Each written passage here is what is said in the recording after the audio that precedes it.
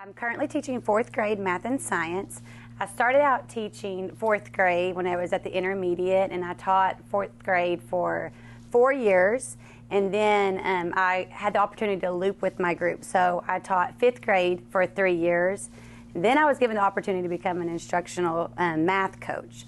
So I did that for 2 years. I loved it, but my heart's just really in the classroom. I miss the students, and so I begged to go back in the classroom.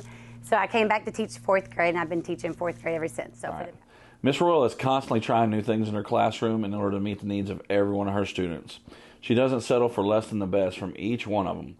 Her expectations are set very high, and she expects her students to meet those expectations.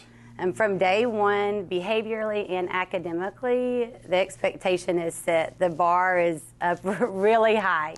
I don't really care how they did in the past. I don't care how they did the year before or with the teacher before. Like, they get a fresh start every single day. Kelly is loved by her students. They appreciate all the work and effort she puts into every one of their lessons.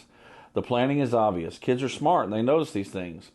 When other staff go to her for advice and suggestions on teaching specific lessons, she always has a smile on her face and is always willing to help them. Thankfully, I'm blessed with a really, really good team. Just because we did it last year doesn't mean it's going to work this year with this group of kids. So we really try to get to know our students and know what they're interested in, and we change our activities for that. But I want to make sure there's some type of activity that they're either working with a partner or working with their group, but something where they're doing it. It's never just sit and get in my classroom. They're always going to be doing something. Miss Royal is a shining example of what we want here in Gainesville.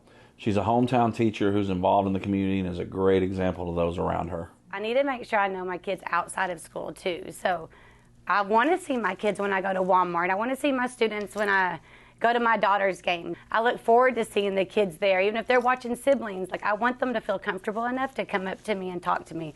And I really want the parents to feel comfortable enough. I want to be approachable. This is where I grew up. This is where I want my kids to grow up.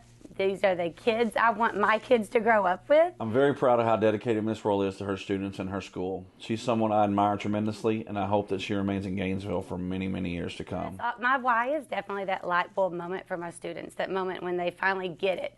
But not necessarily just a concept, but they realize, oh, I can learn, and I can do good at school. And the students come up to me and say, like, this really was the best day ever, or this is the best school year ever.